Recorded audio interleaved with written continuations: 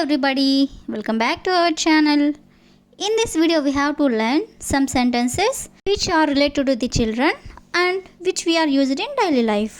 ఈ వీడియోలో మనం పిల్లలకి సంబంధించిన కొన్ని ఇంగ్లీష్ వాక్యాలను ఇంగ్లీష్లో ఏ విధంగా చెప్పాలో ఈ వీడియోలో తెలుసుకుందాం. So let's get started.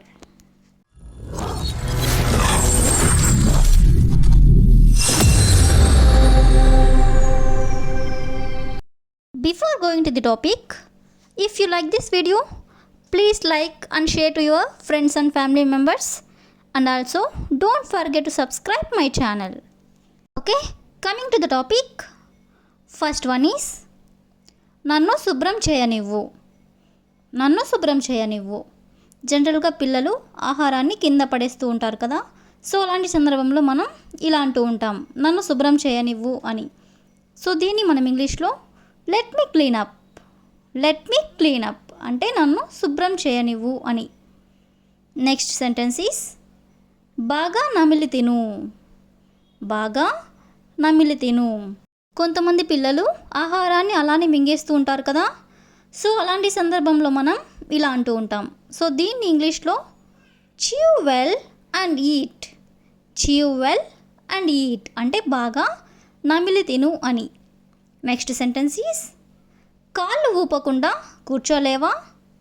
కాళ్ళు ఊపకుండా నువ్వు కూర్చోలేవా అని ఇలా అంటూ ఉంటారు కదా, సో దీన్ని ఇంగ్లీష్లో can't you SIT without swinging your legs. Can't you SIT అంటే కూర్చోలేవా, వితౌట్ స్వింగింగ్ యువర్ లెగ్స్ అంటే నువ్వు నీ కాళ్ళు ఊపకుండా నువ్వు కూర్చోలేవా అంటే can't you SIT without swinging your legs. Next one is చురుకుగా ఉండు. చురుకుగా ఉండు ఇలా అంటూ ఉంటారు కదా, అంటే యాక్టివ్గా ఉండు, చురుకుగా ఉండు అని ఈ విధంగా. సో దీన్ని మనం ఇంగ్లీష్లో బీ యాక్టివ్. బీ యాక్టివ్ అంటే చురుకుగా ఉండు, అంటే యాక్టివ్గా ఉండు అని.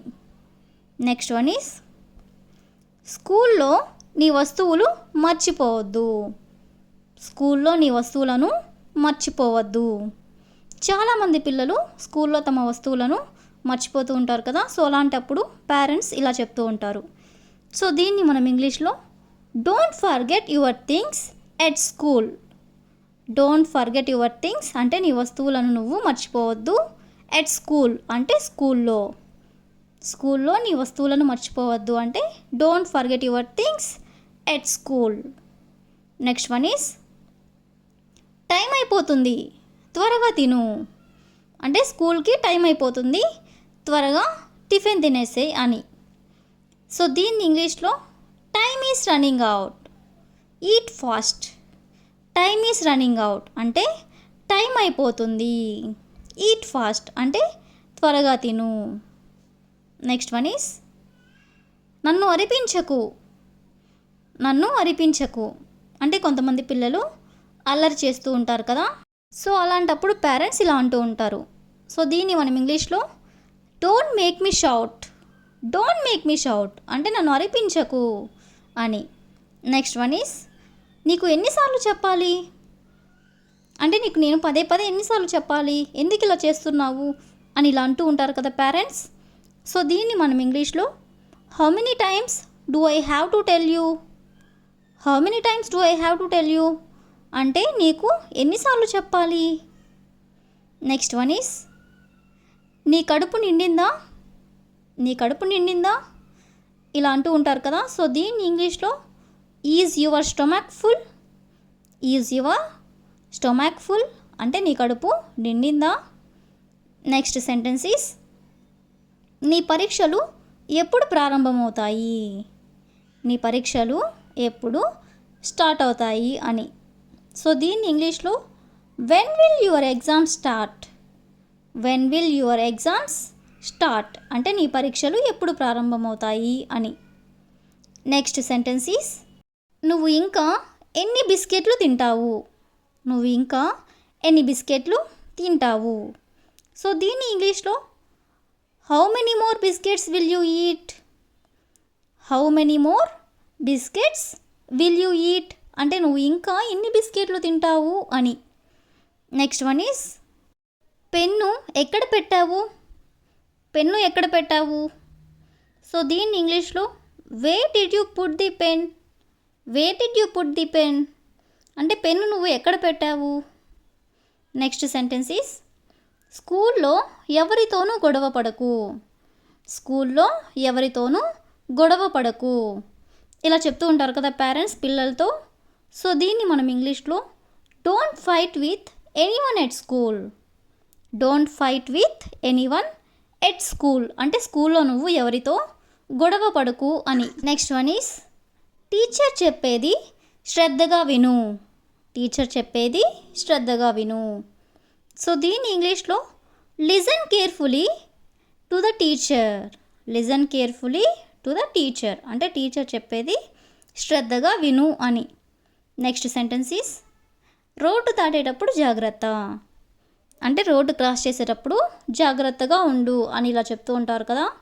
సో దీన్ని ఇంగ్లీష్లో be careful while crossing the road. Be careful while crossing the road అంటే రోడ్డు దాటేటప్పుడు జాగ్రత్త అని. నెక్స్ట్ వన్ ఈస్ లంచ్ పూర్తిగా తిను వృధా చేయకు అంటే పెట్టినటువంటి లంచ్ కంప్లీట్గా తినేసేయి వేస్ట్ చేయొద్దు అని. సో దీన్ని మనం ఇంగ్లీష్లో eat your lunch completely don't waste it. Eat your lunch completely అంటే లంచ్ పూర్తిగా తిను డోంట్ వేస్ట్ ఇట్ అంటే వృధా చేయకు. నెక్స్ట్ వన్ ఈస్ మెట్లు నెమ్మదిగా దిగు. మెట్లు నెమ్మదిగా దిగు.